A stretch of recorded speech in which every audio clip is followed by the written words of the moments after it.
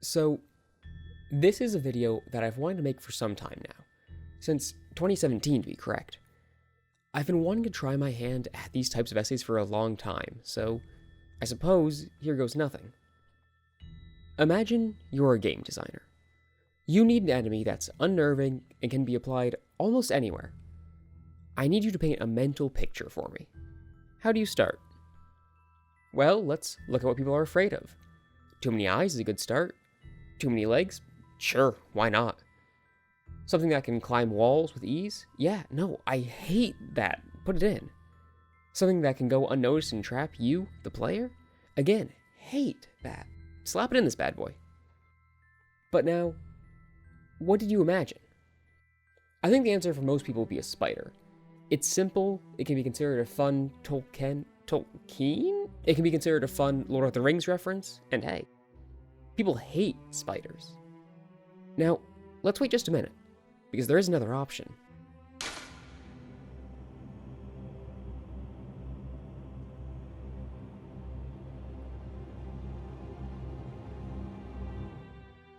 So it's probably worth noting that, as I'm writing this, my description for that part says, in all caps, bold and underlined, Bloodborne's sick-ass loading screen music go here, hell yeah.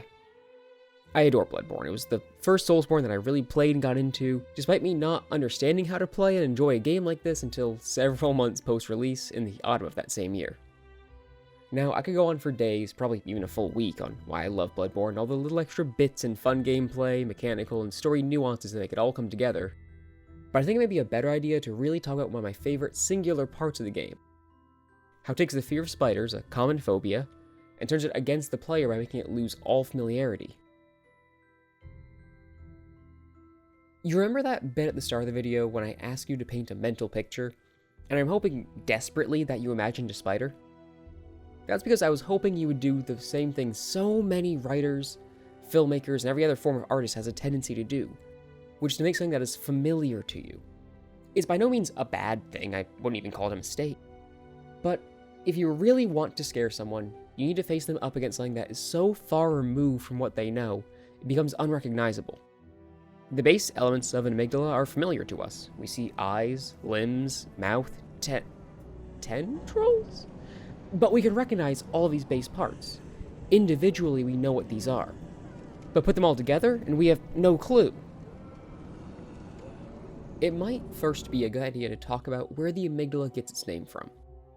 As I learned while falling asleep in Anatomy and Physiology, sorry, Dr. Kurtz, the amygdala, or corpus amygdalodotum, is this little almond-shaped part of your brain that helps to control and elicit specific emotional responses, two of which, I'm sure are no coincidence, are fear and anxiety. I mention specifically the fact that they are almond-shaped because, well, I think a funny joke is funny to people in food terms, but also because that shape is largely where the name comes from. As the Latin word for almond, amygdalus, is where we get our modern term amygdala. Now, for the average player, this term really means nothing. Sure, Google exists, and you guys probably could have learned all of that without paying ludicrously too much money to get a degree in health studies. But I think this may also help prove my point, just a bit. You see, as many of you more than likely knew before clicking on this video, Bloodborne wasn't made in America, or in any predominantly English-speaking country for that matter. It was made in Japan, a country with its own culture, and more importantly, its own language. In the original Japanese, the game's amygdalas are referred to amendozu, but their word for the cluster of cells up in your brain responsible for emotional responses is hentotai. At least, that's as close as Google Translate and some other sites got me. If you want to tell me how dumb I am and know the actual terms and what they literally mean, sound off in the comments and I'll put an edit in the description or something. But now, what does all of this have to do with video games? Well, quite a lot, honestly. The localization team made a very specific decision to use the term amygdala, and while I can't say this with any degree of certainty, I think it may be because it's a term that, much like the individual elements of amygdalas themselves, are familiar to us, but likely only in the vaguest concept. These translators likely are immersed in Western culture. You really have to be to localize something as huge and based in contextual knowledge and deliberate vagueness as a FromSoft game.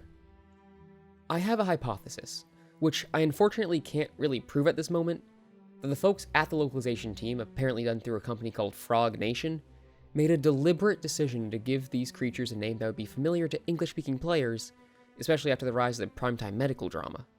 I'm sure I could just Google the term amygdala and House MD and find an episode where he does a medical crime to save someone who has too much fear juice that makes him fall into the effects of scarecrow gas for no particular reason. Found it. Alright, I know this is pre-written, but I promise you, that one was just off the top of the old dome, and I actually looked it up after. But, more to my point, the term amygdala is something that, if I were to make an assumption, most players would be familiar with, but only so much as that. They likely don't know what it means, what it does, or where it comes from. So the inclusion of that as a name for an enemy is a genius, since even when they realize what it is, it only stands to make them more uneasy, subjecting them to diagrams and piles of new information. But now, how about behavior? I did say that the amygdala are, in effect, giant spiders, right? How is that represented? Well, that one is a little tricky, but I think I've got it down. You see, not every spider is venomous. Poisonous? I don't know which is which, and at this point I'm afraid to ask. But as a result, not every spider is going to send you to the hospital, and then a very concerned CVS employee like my friend Ethan, who I'll probably ask to edit the script, please don't delete this part. So, the first time many players encounter an amygdala is here. New players might have a slightly different experience now this one is known to be the door to the DLC, but still, if you don't have the right item, it kills you. Not only that, but you likely can't even see it, since at this point in the game your insight is going to be high enough. So you play through a couple more hours, and you notice a pretty clear trend once you see more and more. These things kill, and there is nothing you can do about it. To fight an amygdala under most circumstances is a pretty fruitless endeavor. You can't attack most of them, and in the event that you can take one out, in most cases it really isn't worth the risk involved. Some are completely benign, but to us on a first or even second run through, or to the untrained player, they're virtually indistinguishable. Going even further, if you return to the starting area, you see that there are even more than you can initially tell. The place is practically covered with them. That is much to come back to my point, like spiders. Not all will or even have the capacity to kill you.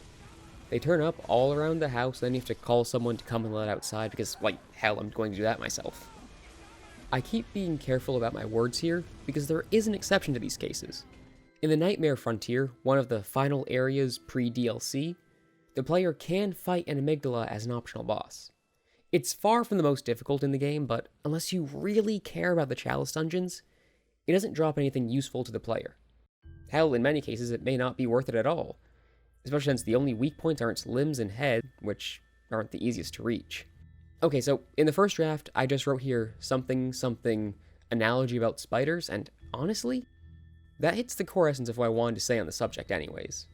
I think all this comes together to fill in something that is a bit of a weak point when it comes to this type of existential cosmic horror.